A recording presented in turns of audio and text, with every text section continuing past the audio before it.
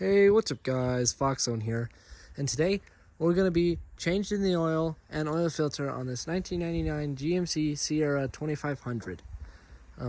This has the 6-liter V8 engine, automatic transmission. And we're just going to be doing a basic oil change today, so I'll show you what you'll need. So here are the things you'll need. First up, of course, is your oil specified for your engine.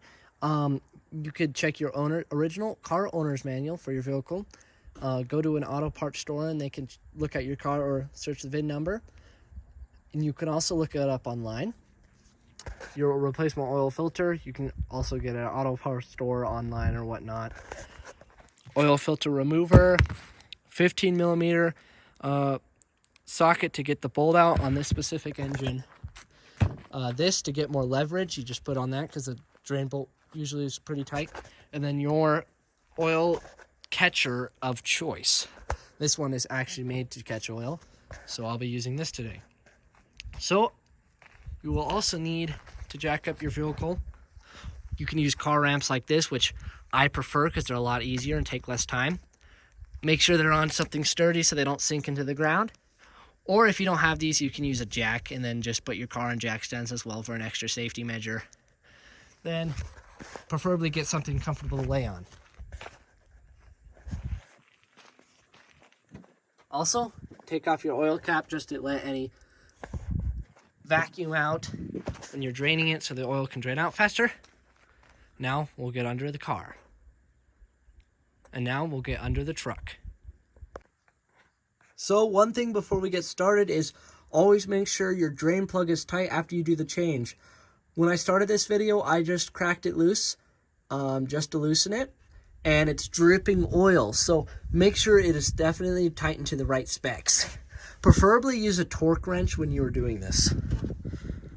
Now we can loosen the bolt and hopefully catch it in the can. I forgot to mention, when reinstalling the oil drain plug, to always install a new crush washer on the drain plug in order for it to form a tight seal.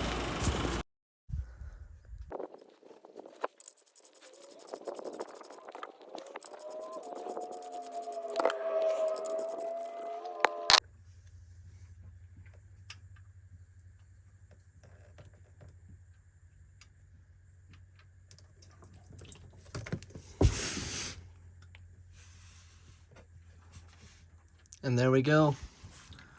I underestimated where the oil would go, so it shot over there. But that's no big deal.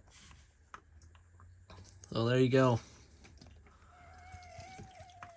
If you want, you can use gloves as well. So the oil filter is out. It turns this way. And it was pretty hard to get out because the last people way over tightened it. So we actually had to stab it in the side with a screwdriver and turn it while using some pliers, lockjaw pliers, to get it finely turned. So make sure not to over tighten those. Make sure to tighten them to the correct specs.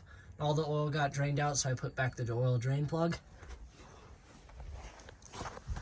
When reinstalling the new, or installing the new oil filter, you want to fill it up with new oil, so when the engine started up, it's not starved of oil, because this has to fill up, then it will circulate through the system. So make sure. I filled it a little bit too full, but just below the threads probably be good. I'm going to install this now. It's kind of a pain, so I'm not going to record it, but it's really simple. Make sure that you have this rubber gasket as well, and make sure it didn't stick on the truck or underneath. Make sure it's not stuck on there. And then when tightening it, turn it all the way hand tight, and then about a quarter turn more. Make sure it's just good, but not super over tightened like it was. Always remember to write down your date of your oil change and your miles, and then keep it somewhere safe. For example, I'm keeping mine in the glove box in the original handbook. So you know when you change the oil.